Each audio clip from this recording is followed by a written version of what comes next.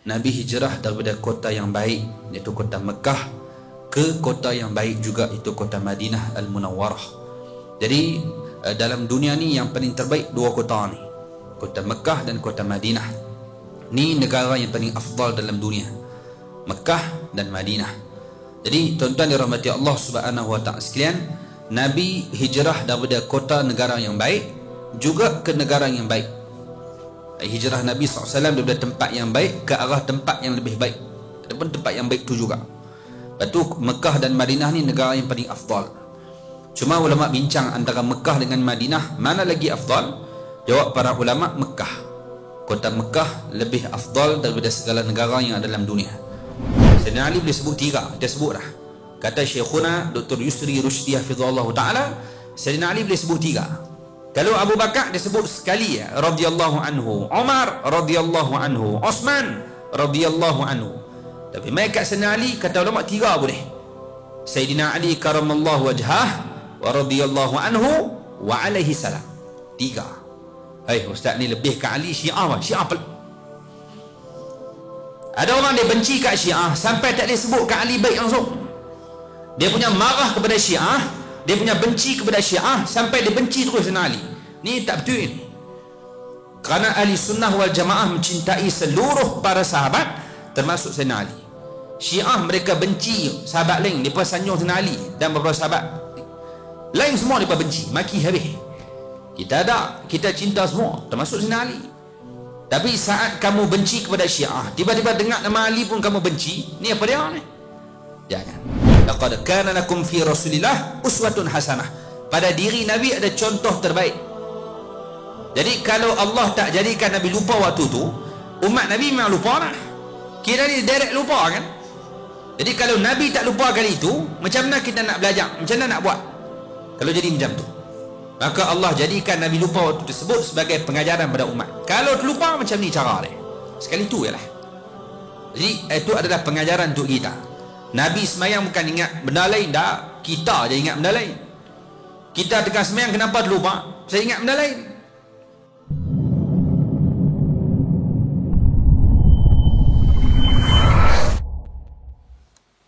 Bismillahirrahmanirrahim. Assalamualaikum warahmatullahi wabarakatuh. Al-Fatihah.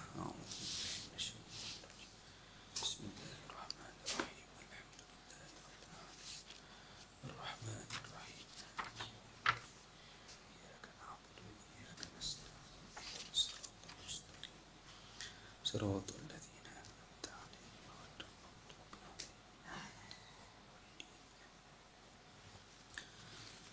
الحمد لله رب العالمين وبه نستعين على أمور الدنيا والدين والصلاة والسلام على أشرف الأنبياء والمرسلين وعلى آله وصحبه أجمعين. سبحانك لا علم لنا إلا ما علمتنا إنك أنت العليم الحكيم. ولا حول ولا قوة إلا بالله العلي العظيم. أما بعد. Alhamdulillah, syukur pada Allah Subhanahu wa taala dapat kita berhimpun pada malam ni, malam yang ke-8 daripada bulan Muharram 1442 Hijrah. Jadi mudah-mudahan dengan perhimpunan kita pada malam ni mendapat rahmat serta keampunan daripada Allah Subhanahu wa taala. Tuan-tuan dan puan-puan, ibu-ibu dan ayah-ayah dirahmati Allah Subhanahu wa taala sekalian, sebelum kita masuk pada perbincangan kita pada malam ni berkaitan dengan kisah para anbiya yang telah pun kita sampai pada Nabi yang ke-16 iaitu Nabi Allah Dzulkifli alaihi salam. Itu dah pertemuan yang lalu kita dah sebut berkaitan dengan kisah Nabi Allah Ayyub alaihi salam. Jadi malam ni insya-Allah kita akan sambung sedikit kisah Nabi Allah Dzulkifli yang ringkas. Jadi dalam ringkasan kitab depan saya ni pun 2 muka, tak banyak, sikit dia kisah Nabi Dzulkifli. Jadi sebelum kita masuk kisah Nabi Allah Dzulkifli alaihi salam, sedikit untuk saya kongsikan dengan tuan-tuan sekalian berkaitan dengan sempena kita berada pada tahun yang baru, iaitu bulan Muharram 1442 Hijrah. Jadi dalam bulan ini tuan-tuan, ibu-ibu, ayah-ayah sekalian, banyak daripada para penceramah, doktor guru, ustaz-ustaz kita pakat cerita berkaitan dengan hijrah Nabi SAW daripada kota Mekah ke kota Madinah.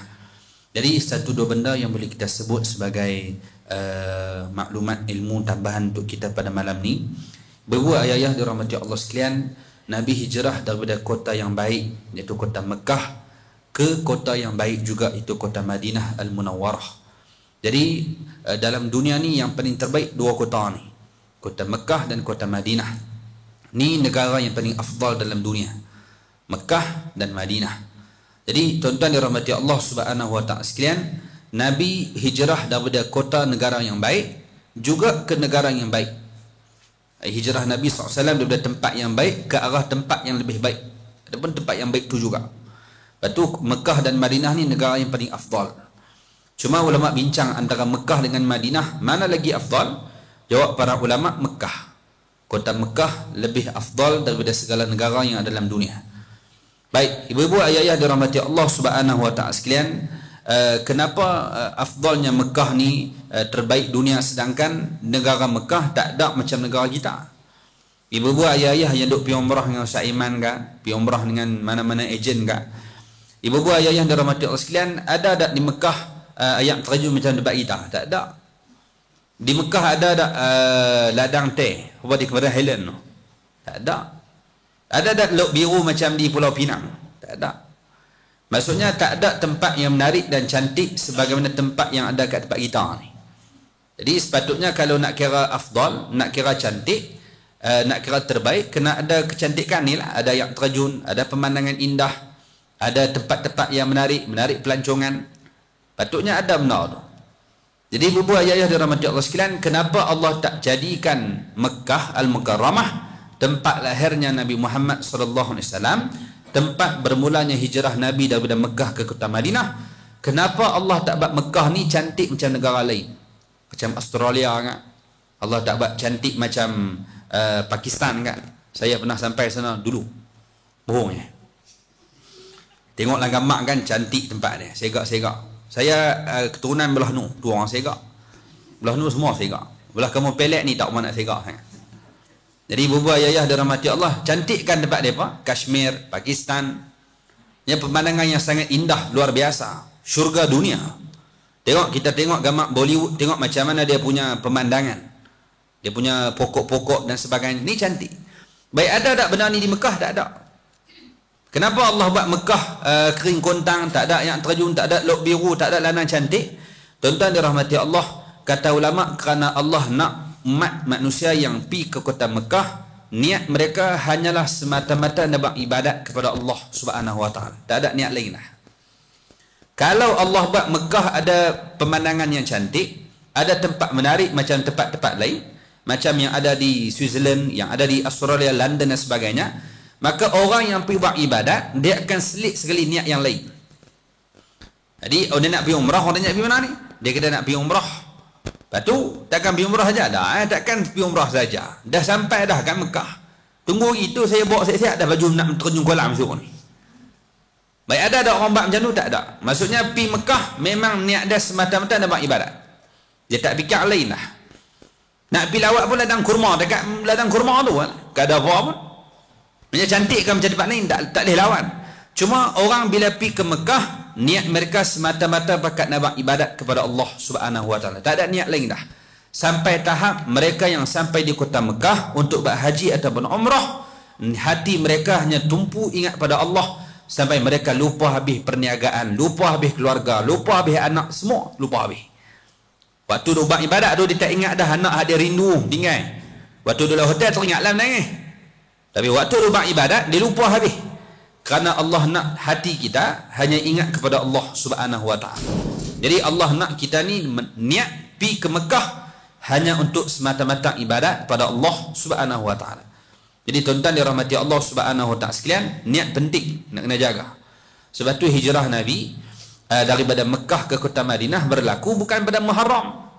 Tak berlaku bulan Muharram. Tuan-tuan ulama catat hijrah pertama Nabi arah kepada para sahabat berjumlah lebih kurang 15 orang. Ini kali pertama, bukan pergi ke Madinah dulu. Tapi Allah perintahkan, wahyukan kepada Rasulullah, Nabi arahkan beberapa sahabat lebih kurang 15 orang yang diketuai oleh Sayyidina Uthman bin Affan radhiyallahu taala anhu. Mereka ni pergi mana ni? Pergi ke Habsyah dulu. 15 orang. 10 lelaki, 5 perempuan. Baik, bila ini? Kalau ulama catat dalam kitab, para ulama mengatakan penghijrahan pertama ke Habsyah berlaku pada tahun kelima kerasulan Nabi sallallahu alaihi wasallam. Iaitu umur Nabi 45. Nabi jadi rasul umur 40. Tahun kelima kerasulan Nabi arahkan sejumlah sahabat tadi ni pergi ke Habsyah. 15 orang lebih kurang pergi dulu. Kerana mendapat ancaman yang kuat daripada bukan Islam. Musyrikin Mekah duk lawan ni, duk serang. Jadi Allah berikan wahyu kepada Rasulullah, ilham Nabi Muhammad SAW arahkan kepada sahabat, kamu pergi Habsyah dulu. Pergi ke Habsyah. Kerana di Habsyah ada seorang raja yang baik, yang melakukan keadilan. Raja yang baik, pergi sana. Ibu-ibu kalau buka peta sekarang, nak tengok Habsyah tak jumpa sebab mereka tukar nama dah. Kalau nak cari dalam peta, Habsyah sekarang dikenali dengan Utopia, negara kulit hitam. Ustaz main pada situ bang, cakap gelok ni. Boleh.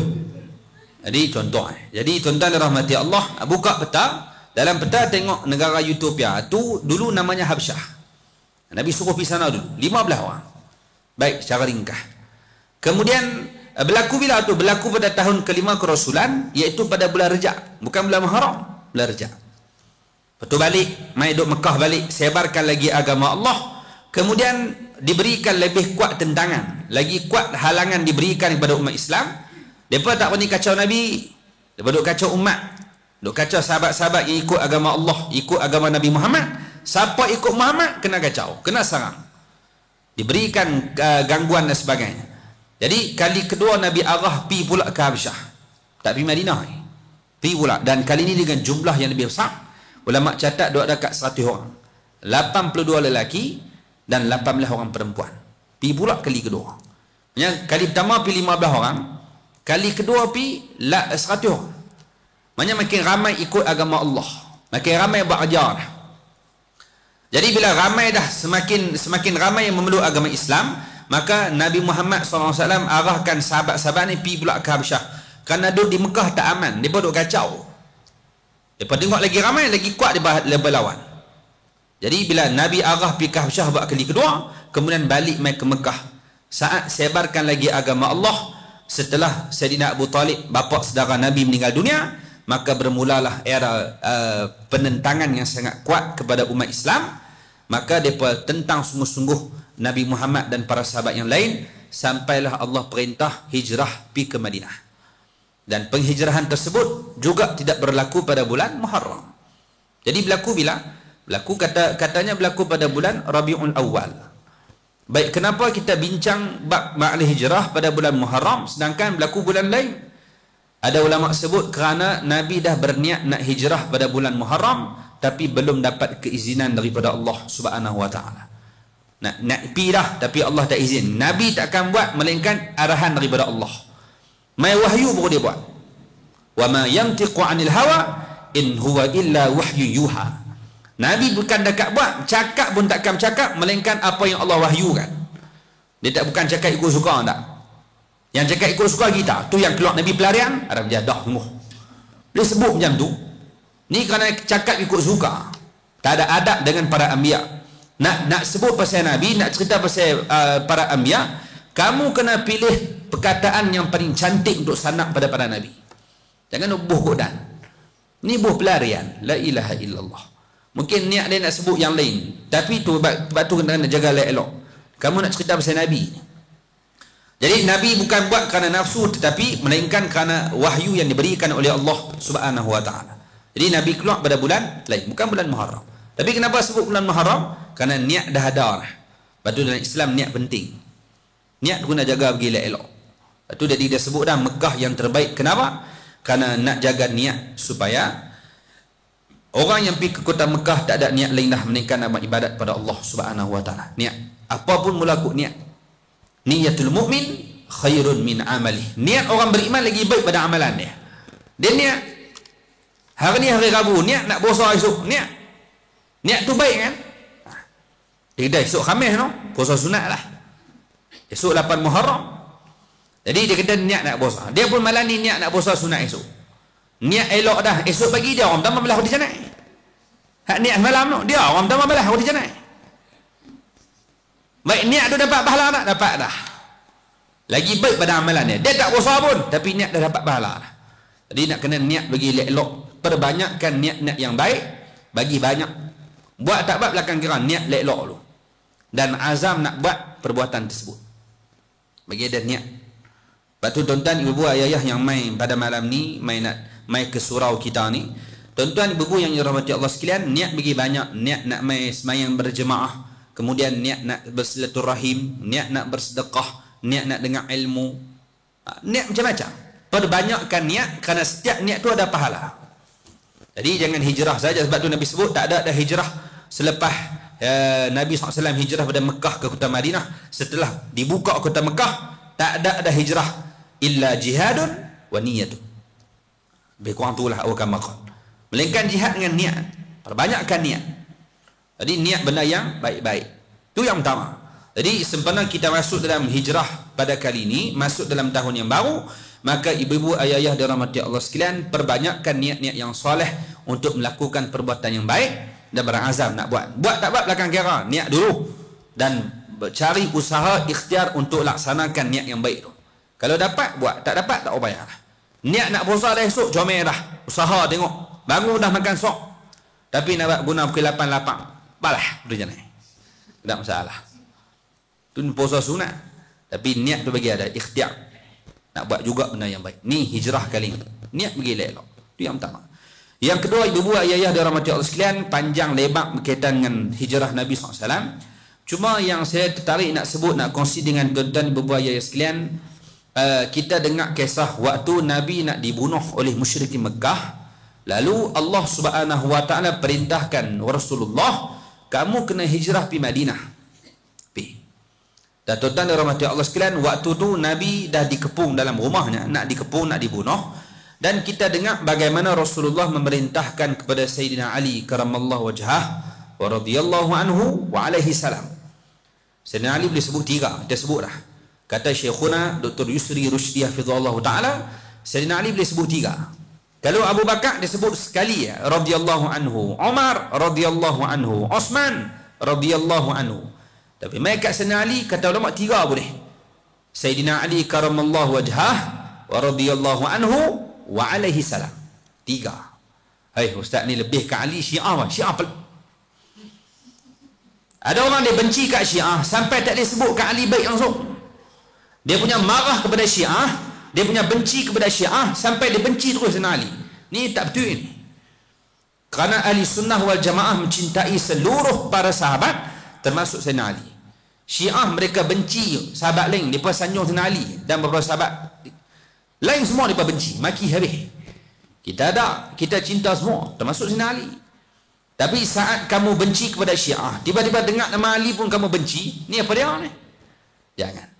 Pada orang dia marah sungguh kepada Syiah sampai dengar nama Ali tak boleh. Anak dia nak tengok ejen Ali tak boleh. Kartun tu kan? Oh tak boleh tengok. Syiah kot mana pula. Orang kampung Belek tak minum dah tongkat Ali. Kecik Fatimah tak telan, Husin Sikanak tak singgah dah. Ada kaitan dengan Ali, Hasan, Husin, semua dia buang kerana Syiah. La ilaha illallah. Punya bencinya kepada Syiah sampai benci nama tu terus. Jangan. Sayyidina Ali ni siapa dia? Bukan orang jalan-jalan. Sayyidina Ali sepupu Nabi, anak Sayyidina Abu Talib. Sayyidina Ali adalah sahabat Nabi, antara khulafa ar-rasyidin. Sayyidina Ali juga menantu Nabi, kahwin dengan anak Rasulullah Siti Fatimah radhiyallahu ta'ala anha. Bukan jalan-jalan dia ni. Jadi waktu itu dia remaja, orang muda. Tuan-tuan dirahmati Allah, apa yang Nabi suruh Sayyidina Ali buat? Wahai Ali, Nabi perintahkan kepada Sayyidina Ali, kita dengar kisah bagaimana Sayyidina Ali diperintahkan untuk ganti tempat tidur Nabi Muhammad SAW. Ganti nombor. Dan Sayyidina Ali tak cakap banyak, tidur terus.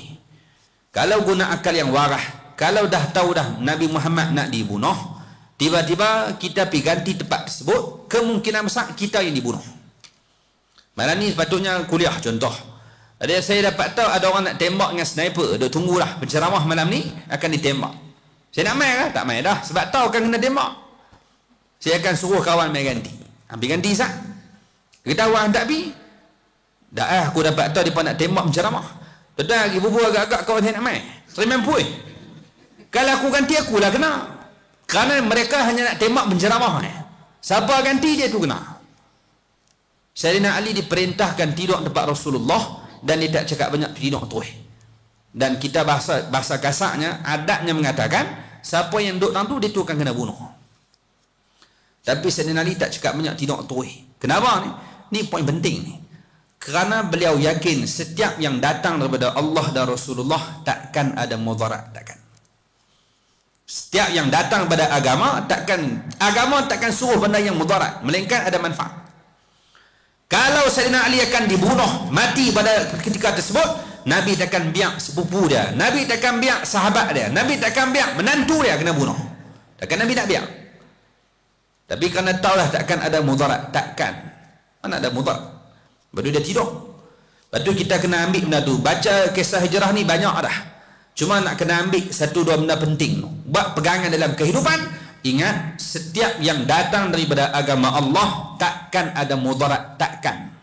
Suruhlah apa pun, takkan ada mudarat. Tak tu nak kena yakin sungguh.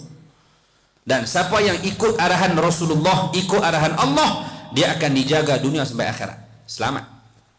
Siapa yang ikut sungguh-sungguh selamat. Lalu kita dah sebut dah, tuan-tuan dirahmati Allah sekalian, Nabi Allah Nuh alaihi salam, umat dia macam mana selamat daripada banjir. Kerana mereka ikut arahan Allah. Macam mana Nabi Yunus AS selamat daripada perut ikan paus. Selamat dia. Nabi Allah Musa AS tak tenggelam dalam air kerana mak dia ikut arahan Allah. Nabi Ibrahim AS tak terbakar dengan api. Tak terbakar. Nabi Ibrahim apa dia tak buat? Yang Allah suruh. Allah perintahkan, wahai Ibrahim, tinggalkan anak kamu dan isteri kamu di tengah padang pasir, biwadin ghairi zi zar'in, di lembah yang tak ada kehidupan. Tinggal dalam tu. Ikut akal mati anak dia. Rumah tak ada, makan tak ada, minum tak ada. Tapi dah Allah suruh. Takkan nak mudarat kat anak bini tu. Keyakinan Ibrahim AS tak cakap banyak, tinggal terus. Waktu Allah suruh sembelih anak, sembelih. Tak ada masalah. Allah suruh sembelih. Maknanya kalau Allah suruh takkan nak mudarat kot. Ikut akal mudarat lah sembelih. Tapi dah Allah suruh. Tak cakap banyak. Akal tak belakang. Buat dulu yang Allah suruh. Tengok Nabi Ibrahim AS saat dia patuh arahan Allah, duduk dalam api pun tak terbakar. Tak terbakar. Sikit pun tak melecok badan dia. Allah perintah api pula jadi sejuk dan selamat. Maksudnya menyenangkan Ibrahim AS. Bahasa mudahnya Nabi Ibrahim duduk dalam api, serupa kita duduk aircon lah ni. Seronok tak? Buat tak seronok dua hat lena belambak. Sejuk bukan sejuk yang sampai tak boleh nak duduk, sejuk yang menyenangkan. Seronok je. Api yang sepatutnya bakar, tiba-tiba duduk Nabi Ibrahim duduk dalam api tersebut kerana dia jaga agama Allah, Allah jaga ni. Jadi siapa yang yakin dengan arahan Allah, maka dia akan selamat dunia akhirat. Takkan ada mudarat, takkan. Waktu ibu-ibu ayah dirahmati Allah sekalian, Sayyidina Ali karamallahu wajhah diperintahkan oleh Rasulullah, dia tak cakap banyak tidur terus. Takkan ada mudarat. Kerana Allah, Nabi yang suruh. Dan kita dengar dia mati tak? Tak. Dia selamat, Nabi selamat. Nabi kena tak kena? Nabi bukan lari ikut bumbung. Tak. Dia buat main kepung dah, Nabi lari ikut bumbung kan? Keluar ikut tingkap kan? Keluar ikut pintu. Ingat Nabi takut kan?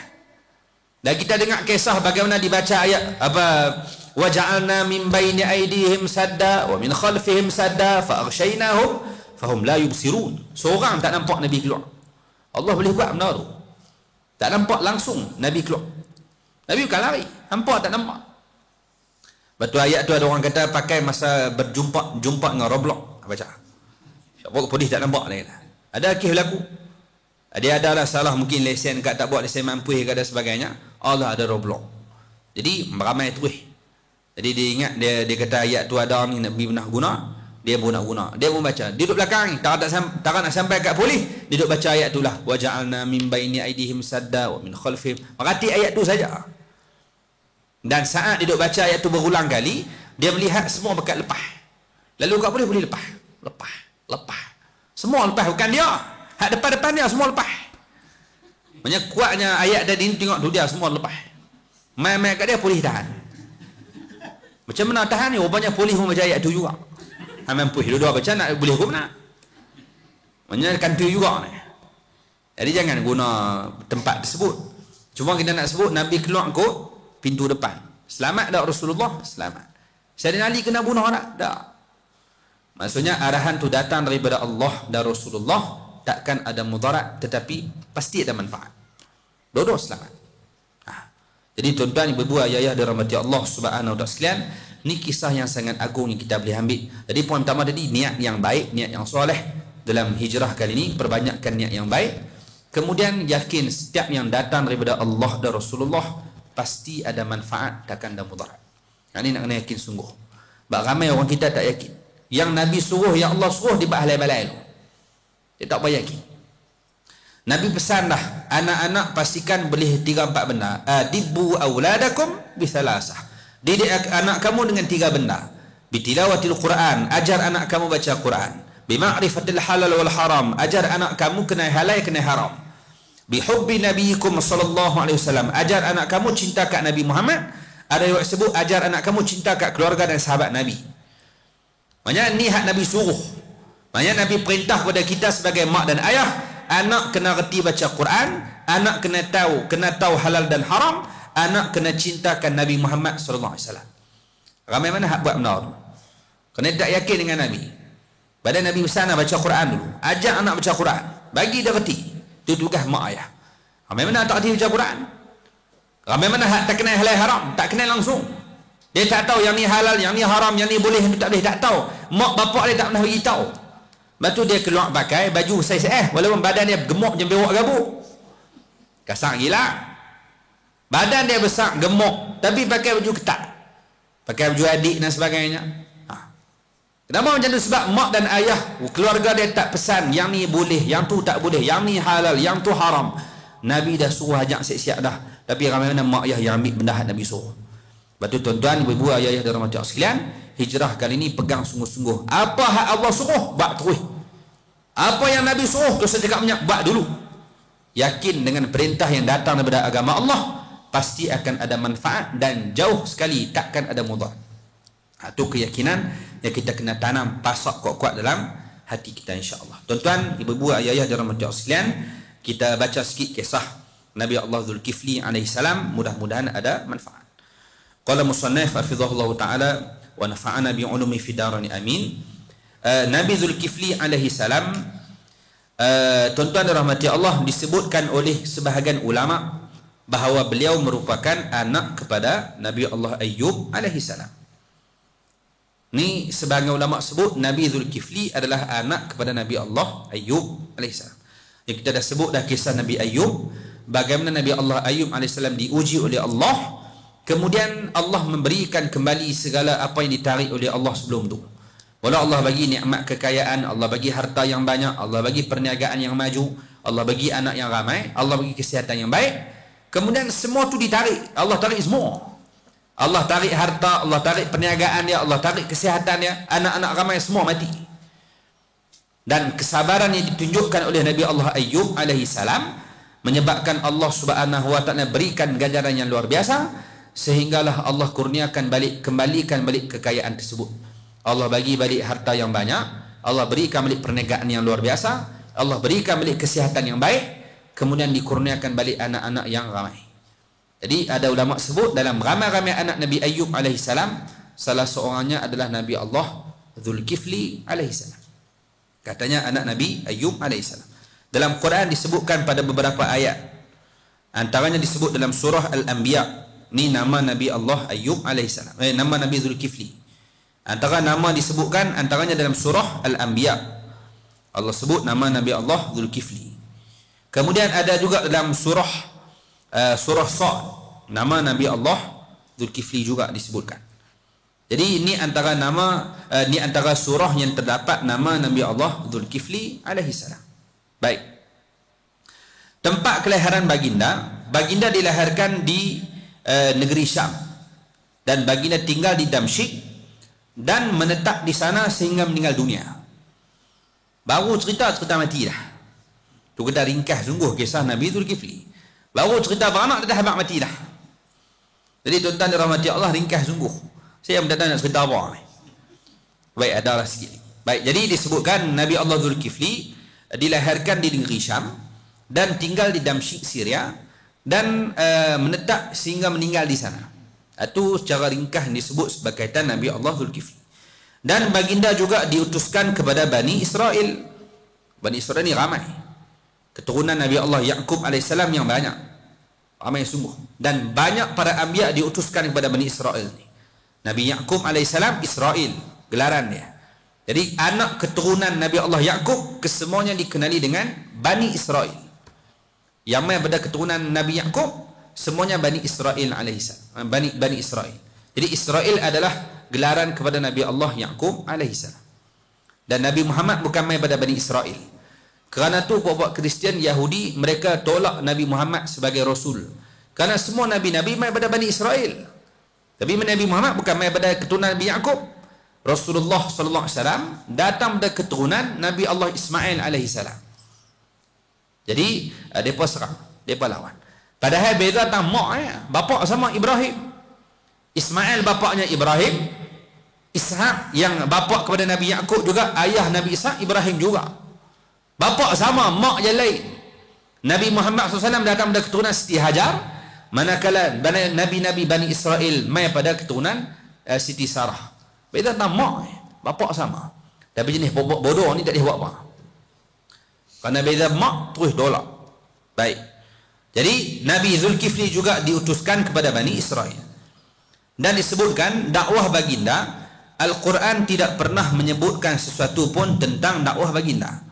Dalam Quran, dalam surah yang saya sebut tadi, dalam surah Al-Anbiya, dalam surah Sad, tuan-tuan dirahmati Allah, Allah hanya sebut nama dia.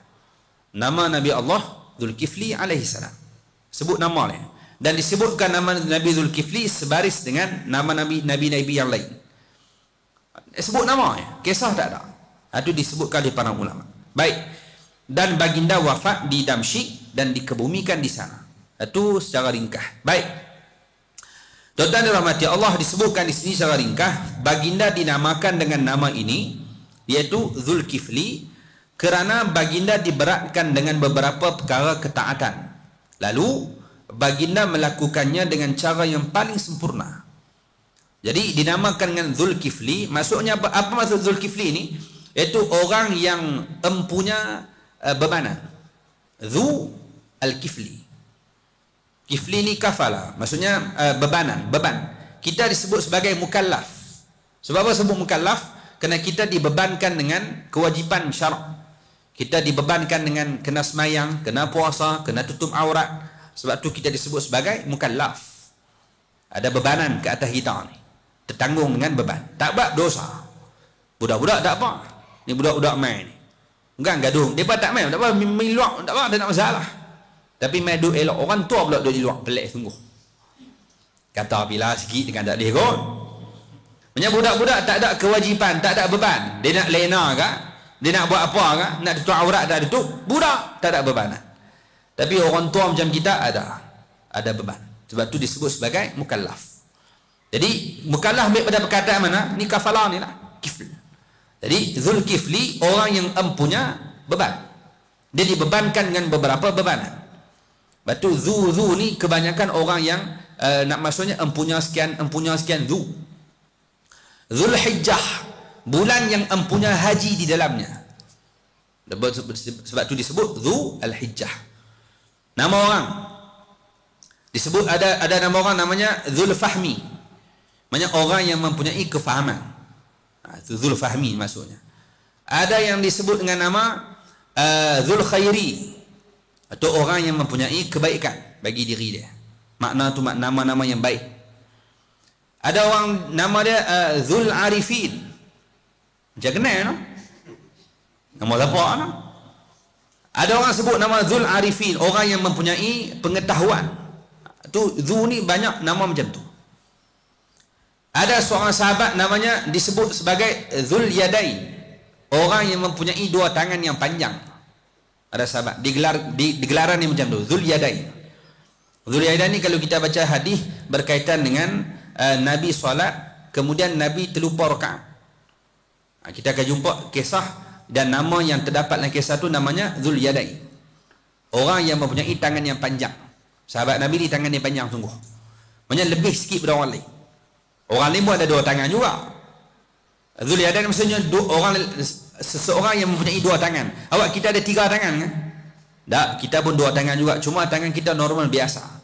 Tapi Zulyadain ni tangan dia panjang, lebih lampau panjang sangat. Bukan maksud mencuri lah. Patah Melayu sebut kalau panjang tangan mencuri, cepat je tangan dia. Tak, panjang tangan maksudnya fizikal dia panjang, tangan dia panjang lebih daripada orang. Jadi dia dikenali dengan Zulyadain. Dia kalau baca hadis tu kita akan jumpa Zulyadain. Hadis ketika Nabi SAW sembahyang, lalu rakaat kedua kalau tak salah Nabi bagi salam. Patutnya mayang 4 rakaat. Kalau tak salah mayang asar, kalau tak salah saya. Nabi mayang tahiyat awal bagi salam. Jadi semua sahabat, biar betul ni. Semua sahabat tak boleh kata apa. Tiba-tiba Zulyadain yang tanya kepada Rasulullah, wahai Rasulullah, aku sirati salah am nasida? Lebih kurang itulah dia tanya. Dia tanya kepada Rasulullah, wahai Rasulullah, apakah solat telah diqasarkan tinggal 2? Adapun kamu terlupa? Patutnya ada 2 rakaat, 4 rakaat ni. Kita semayang 2. Jadi semayang 2 ni adakah kerana turun wahyu kata memang tinggal 2 dah lah ni? Adapun kamu terlupa? Patutnya kena ada 4. Dia tanya kepada Rasulullah macam tu. Sahabat dia tak boleh tanya, macam mampu. Tapi dia tanya. Jadi saat ditanya macam tu, Nabi tanya pada sahabat yang lain, betul kan? Dia berkata betul. Maksudnya mayang 2, tak mayang 4. Jadi kata Nabi SAW, kilahuma lam yaqa' au kama qala. Dua-dua tak berlaku. Maksudnya apa ni? Adakah bermaksud lupa pun tak, qasar pun tak? Betul kan? Tak, maksud kata Nabi SAW, dua-dua tak berlaku, maksudnya dua-dua tak, salah satu mungkin. Dua-dua sekali tak mungkin. Salah satu. Kemungkinan qasar, kemungkinan aku terlupa. Dan dalam kes tersebut Nabi terlupa. Nabi terlupa semayang sepatutnya 4 rakaat, tiba-tiba jadi 2. Dan terus Nabi sambung. Tuan-tuan dan rahmati Allah, lupa dalam kisah ni bukan menandakan bahawa Rasulullah SAW satu benda aib kepada Nabi. Tidak. Tapi itu adalah sebagai tauladan kepada umat. Nabi kan contoh uswatun hasanah. Laqad kana lakum fi Rasulillah uswatun hasanah. Pada diri Nabi ada contoh terbaik. Jadi kalau Allah tak jadikan Nabi lupa waktu tu, umat Nabi memang lupa lah. Kira ni direct lupa kan. Jadi kalau Nabi tak lupa kali itu, macam mana kita nak belajar? Macam mana nak buat? Kalau jadi macam tu, maka Allah jadikan Nabi lupa waktu tersebut sebagai pengajaran pada umat. Kalau terlupa macam ni cara dia. Sekali tu ialah. Jadi itu adalah pengajaran untuk kita. Nabi semayang bukan ingat benda lain, tak. Kita je ingat benda lain. Kita tengah semayang kenapa terlupa? Saya ingat benda lain. Ingat kat kunci, ingat ala kereta tutup tak tutup tau, kunci cermin katup tak tutup tau. Mampu ngah mayang. Padahal kereta Viva pun bukannya mewah. Ingat mahal kan Viva? Cukup dengan mengki banyak saya nak Viva. Cuma nak buat kereta biasa ya. Tapi duk teringat dalam mayang. Dunia duk dalam hati kita. Lepas tu terlupa rakaat ketiga keempat tak? Duk meralik. Ada hak kira kapek belang dah berapa. Mampu. Dia macam-macam kerana tu semua gangguan dalam semayang. Tengah-tengah duk fikir benda lain, terlupa. 2 ke 3, 3 ke 4. Selalunya orang akan lupa macam tu. Dia lupa kurang atau lebih. Dia akan lupa macam mesti kurang. 3 ke 4 tak? Lupa. Jarang orang lupa 6 ke 7 orang muhum. Tak pernah lupa belajar metara tu. Dia dekat 3. Tak pun maghrib 2 ke 3, 2 ke 3. Maghrib pasal maghrib 3. Subuh jangan lupa. 1 ke 2, 1 ke 2 tekan lupa lah. Tapi kalau terlupa kok 1 2 dia akan terlupa. Baik terlupa sifat manusia ke? Ya. Ulama sebut la yusammal insan illa binisyan. Tak dinamakan manusia melainkan lupa. Kalau manusia boleh ingat semua tu bukan orang. Dia boleh hafal daripada awal sampai habis.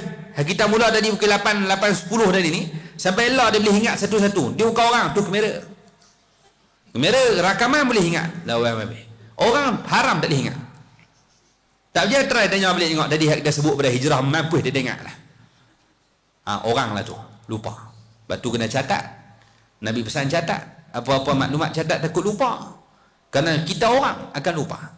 Nabi Adam pun lupa. Waktu Nabi Adam AS diberikan umur yang panjang oleh Allah hampir 1000 tahun, lalu diperlihatkan kepada Nabi Adam AS zuriat keturunan dia. Jadi nampak salah satu tu comel cantik elok. Tanya ni siapa ni? Jawab malaikat, ini adalah anak cucu kamu yang bernama Daud. Dan Daud ni akan jadi Nabi juga daripada keturunan kamu. Nabi Adam tanya umur dia berapa? Kata para ulama umur Daud 60 tahun. Nabi Daud umur dia 60 tahun. Kata jawab malaikat kepada Nabi Adam. Lah sikit sangat. Awak umur orang segak macam ni bagi umur 60 tahun. Tambah 40. Ambil umur aku bagi dia 40. Jadi umur Nabi Daud ditambah jadi 100. Kemudian dikurangkan kepada umur Nabi Adam. Sepatutnya 1000, potong 40, tinggal 960. Waktu Nabi Adam umur 960 tahun, datang malaikat nak cabut nyawa. Nak cabut nyawa ni. Saat nak cabut nyawa Nabi Adam, bukan ada 40 tahun lagi kah? Aku kan 1000 tahun kah? Malaikat kata lupa, pergi kat Daud. Lupa. Jadi sifat lupa Nabi Adam mewarisi kepada anak-anak cucu Nabi Adam, hak duk kat kamu pelak ni, lupa juga. Lupa malam ni dia kuliah. Esok lupa dia. Hari semua buat ni. Ada hanya lupa dia ni, kuliah lupa, Jumaat lupa. Jumaat noh, tak main Jumaat. Lupa kata waktu Jumaat, duk balas nasi di rumah. Hak nasi tak lupa noh. Ibu-ibu ayah kalau jumpa hak kaki lupa ni, panggil makan nasi di rumah, boh julak tengah gelo. Biar dia terlupa berak pula. Nak tengok di rumah. Lupa sedia. Jangan guna alasan lupa untuk tutup nak tak mau buat ibadat dan sebagainya. Tak. Jadi jangan jadikan lupa itu sebagai alasan. Tapi lupa sifat manusia. Lupa. Jadi salahkan Nabi lupa? Tidak. Jadi Nabi pernah terlupa dalam solat. Terlupa rakaat. Itu adalah didikan yang Allah nak tunjuk kepada umat Nabi Muhammad sallallahu alaihi wasallam. Dia kalau terlupa nak buat macam mana? Jadi kita pun kalau saat terlupa, maksudnya kita duduk belakang imam, tiba-tiba imam terlupa, tu benda biasa. Maksudnya memang sifat manusia. Cuma bila imam terlupa rakaat, kita jangan tanya macam sahabat Nabi tanya.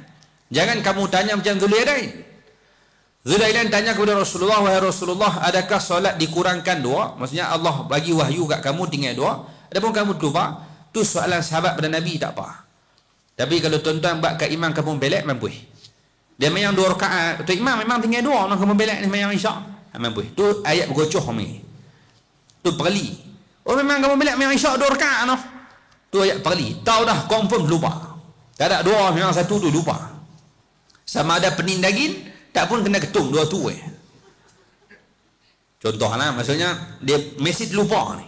Sepatutnya 4 kenapa memang 2. Ni bukan qasar dah, memang lupa. Jadi nak buat apa? Tuan-tuan dirahmati Allah sekalian, raya haji baru ni kita raya hari Jumaat.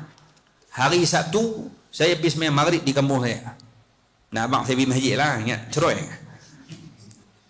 Dah tak ada apa pergi sembahyang jemaah di masjid. Baik, sembahyang maghrib waktu tersebut, imam yang jadi imam maghrib tersebut, rakaat kedua dia bagi salam. Dia bagi salam. Assalamualaikum warahmatullahi. Assalamualaikum warahmatullahi. Rakaat kedua. Hak belakang buat umrah ni. Mampu. Selalu kita jumpa imam terlebih. Maksudnya sepatutnya rakaat ketiga bagi salam, tu imam bangun tambah 1 rakaat. Tu tak apalah, selalu dah. Maksudnya kita tunggu di sujud tersebut, di tahiyat akhir tersebut, ataupun kita mufaraqah dengan tu imam. Baik imam tak betul dah, main 4 rakaat. Jadi kita tunggu, sama ada kita nak tunggu ataupun kita mufaraqah. Itu tak ada masalah. Karena kadang-kadang tu imam dia terlupa. 3 ke 4 ataupun 2 ke 3. Maksudnya dia akan ambil, kalau tuan-tuan dirahmati Allah, kalau jadi macam tu 2 ataupun 3, kita kena ambil yang paling kurang. Dia tu imam confuse 2 ke 3, 2 ke 3. Jadi dia terpaksa ambil yang kurang 2. Naik 4. Kita hak tahu dah 3 tak boleh ikut sebab tahu dia salah. Tu imam salah kan? Tak. Kerana tu imam dia duk sangka dia 2. Dia duk buat pilihan 2 ke 3 ni. Mampu dia pilih 2. Dalam bab solat kena pilih yang paling kurang. Isyak 3 ke 4, 3 ke 4, 3. Maghrib 2 ke 3, 2 ke 3, 2. Subuh 1 ke 2, 1 ke 1. Dalam bab solat kena ambil hak kurang. Tapi kalau bab balas cok badak di kedai, kena ambil hak lebih. Dia balas makan-makan nak bayar 5 ke 6, 5 ke 6 dah 4. Ini tak betul. Dia kena bayar hak lebih. Dia tu confuse, bayar makan 5 biji ke 6 biji, 5 biji ke 6 biji.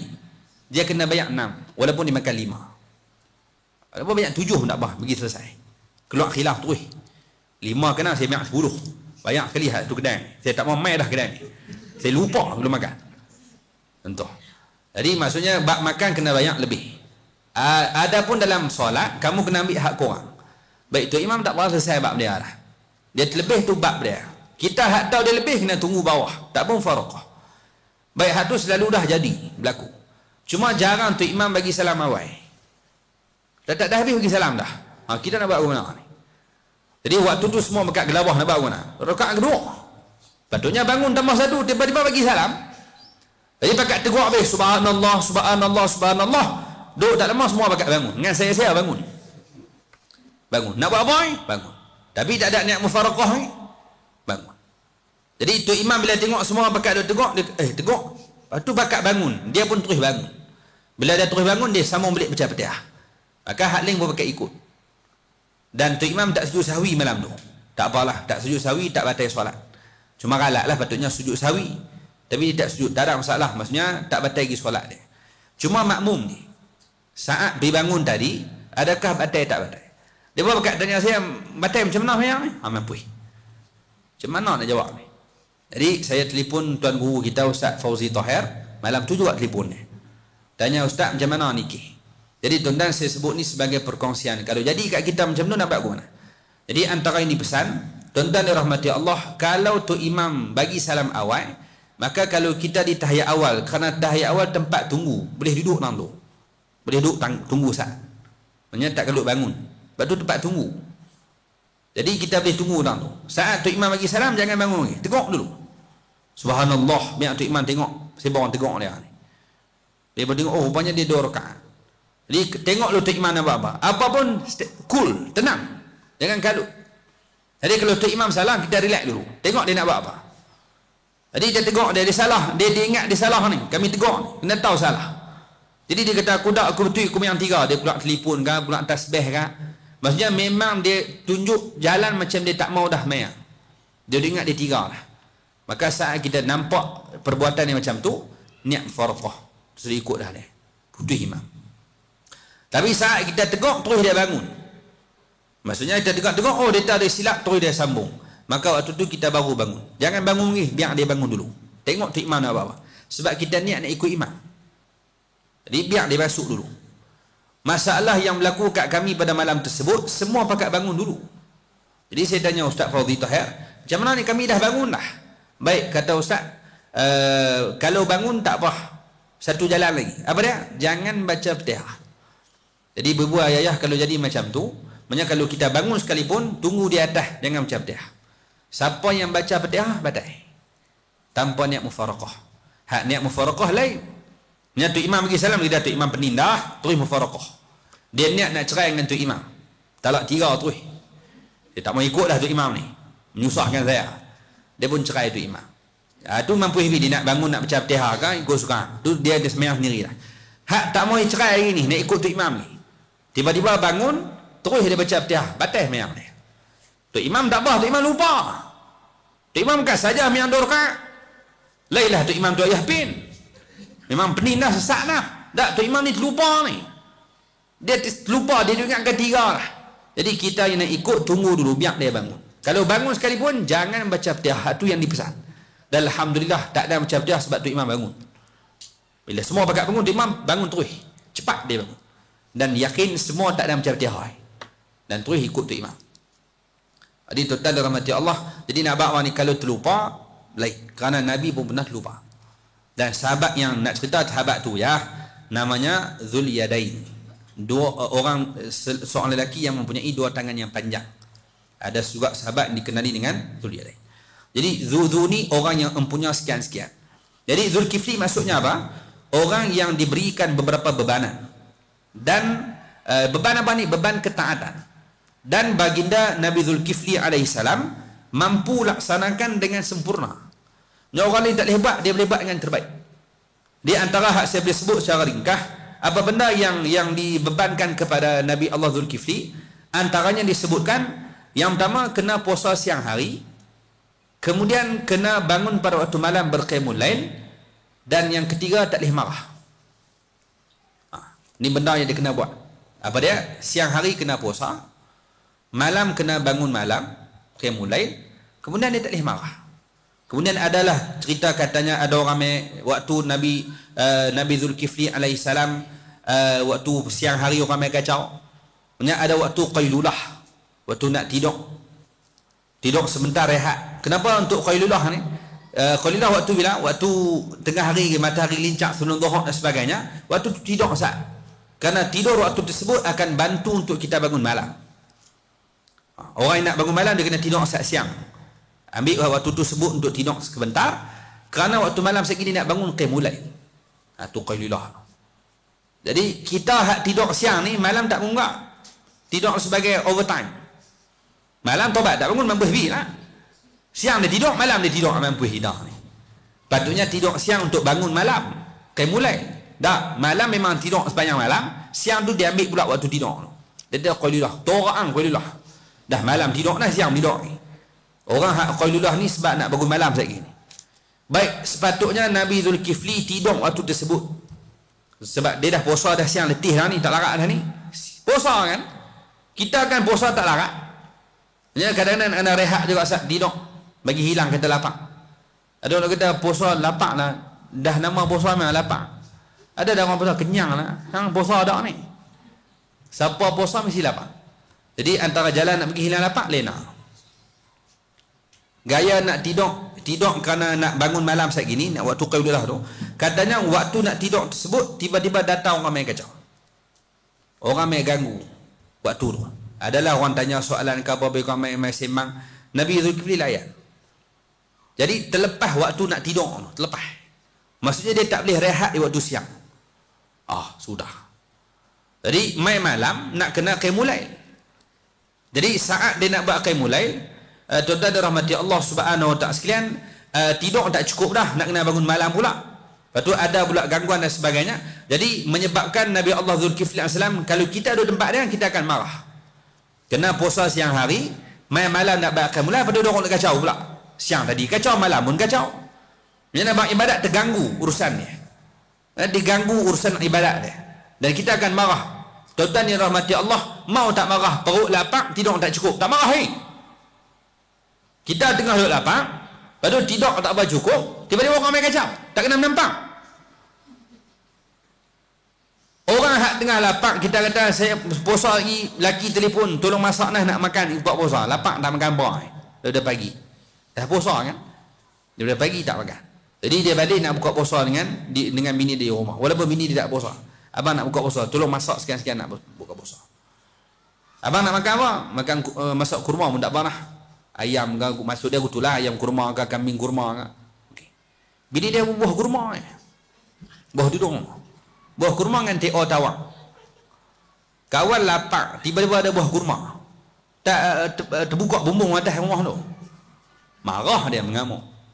Orang tengah lapar, tiba-tiba pergi buah tu marah dia. Orang tak cukup tidur, tiba-tiba main kacau, tak kena marah. Kita duduk mengantuk, dia tahu orang main kepala, main telinga. Anak kita duduk main, anak kita pun kena menerajang dengan orang lain. Waktu kita duduk mengantuk tu. Maksudnya waktu tu, waktu orang cepat marah. Tengah lapar, dengan tak cukup tidur. Tiba-tiba Nabi Zulkifli alaihissalam diberikan bebanan, kamu kena puasa, kamu kena bangun malam, kamu tak boleh marah. Dan waktu itu diberikan ujian yang berat kepada Nabi Zulkifli alaihissalam. Dia kena puasa, dia kena bangun malam, dia tak boleh marah. Dan dia berjaya laksanakan bebanan tersebut dengan sempurna.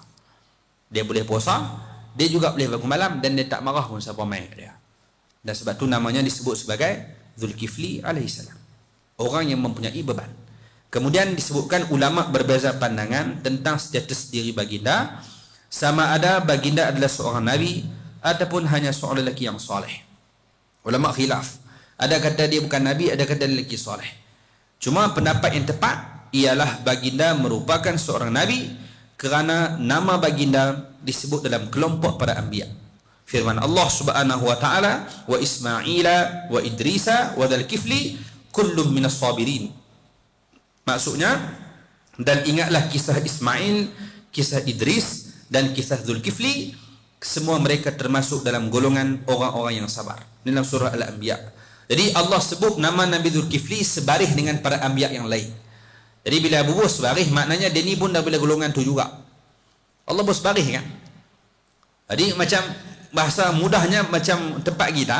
Jadi kalau disebutkan nama orang-orang terhormat sebaris, dijemput ketibaan, disebutkan ketibaan sekian, baik hak nama-nama disebut tadi ni semuanya ada kedudukan yang tinggi. Batu bos baris. Dia tak sebut nama semua orang. Kalau dia sebut nama semua orang, 4 jam tak habis sebut nama orang. Dan dia sebut nama semua orang.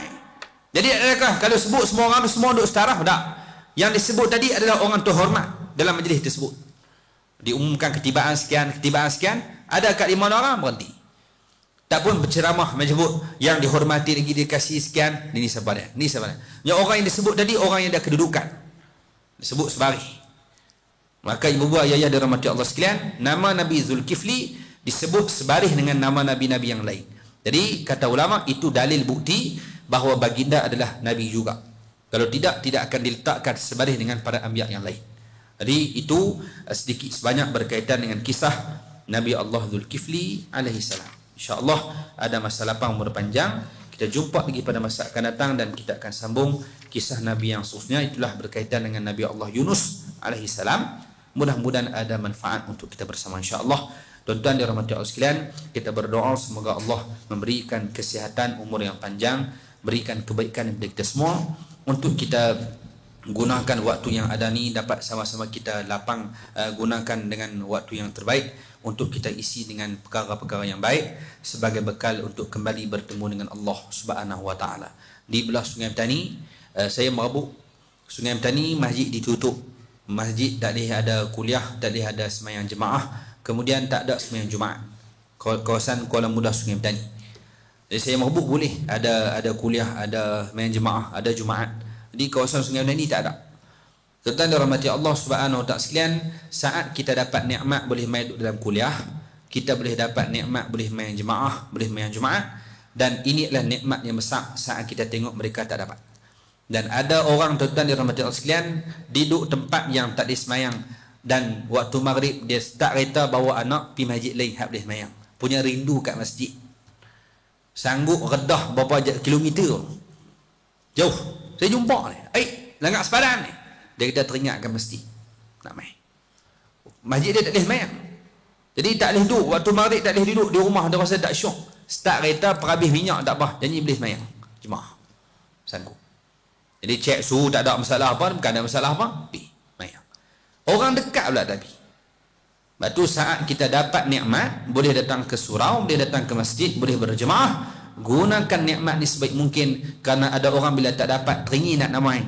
Bila kita ada dapat, jangan sia-siakan peluang ni. Macam itulah orang yang dah mati. Mereka teringin nak hidup untuk apa ni? Nak sedekah, nak buat baik dan sebagainya. Sementara kita yang dah ada peluang, maka gunakan nikmat tersebut sebaik mungkin sebelum kita kembali bertemu dengan Allah Subhanahu wa taala. Wallahu alam. Jumpa lagi pada masa akan datang. Kalau ada umur panjang masa lapang, kita sambung lagi kisah nabi-nabi Allah yang kita sampai pada kisah Nabi Yunus alaihi salam. Wallahu alam. Aqul qouli hadza astaghfirullahal azim li wa lakum. Assalamualaikum warahmatullahi wabarakatuh.